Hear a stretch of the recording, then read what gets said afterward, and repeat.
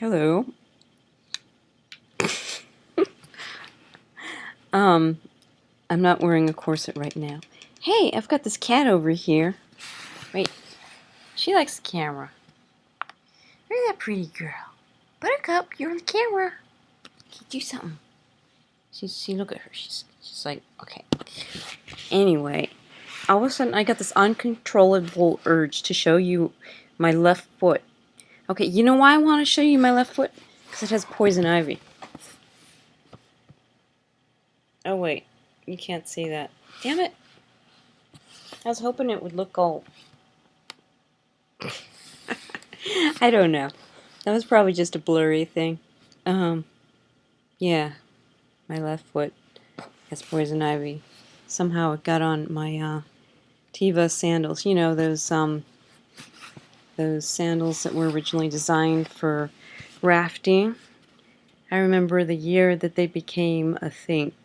That was like, God, what was it? Was it 1980?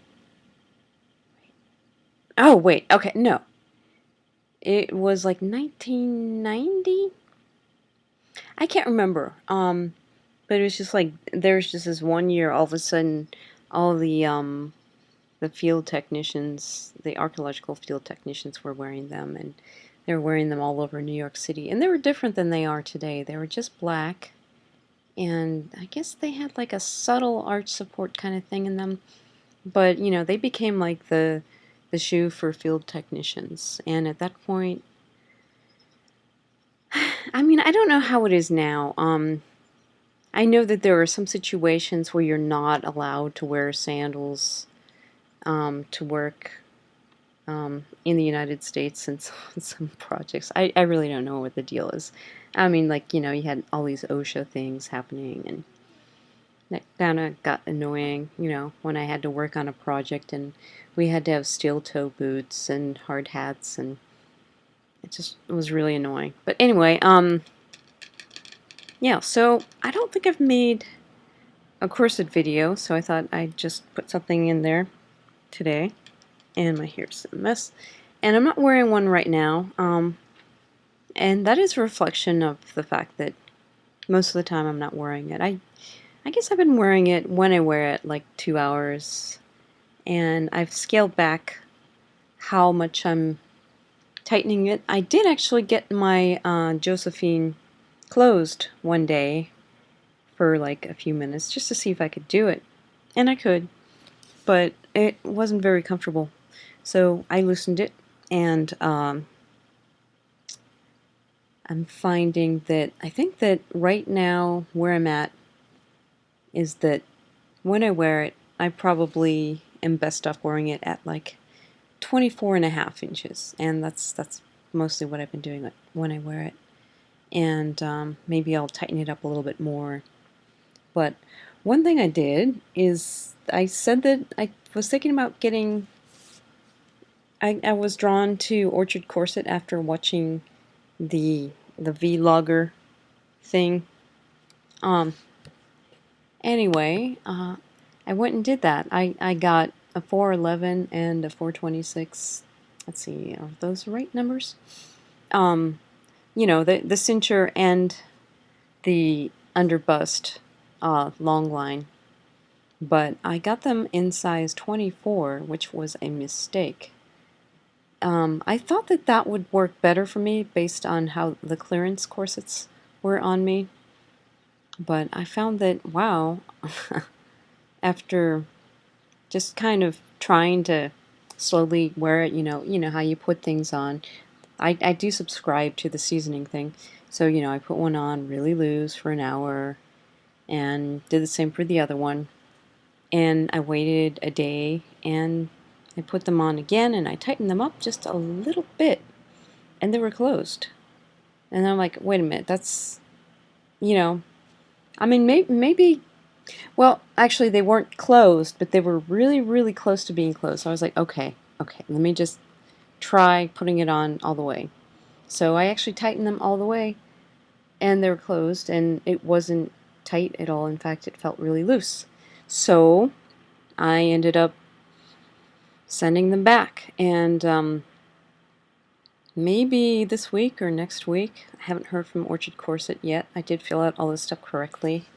I do have the tracking information, so if I don't hear from them in the next day, I mean by the end of today, I might email them and say, hey, what's up with my corset? It is marked exchange. I hope you saw that and that you can understand it.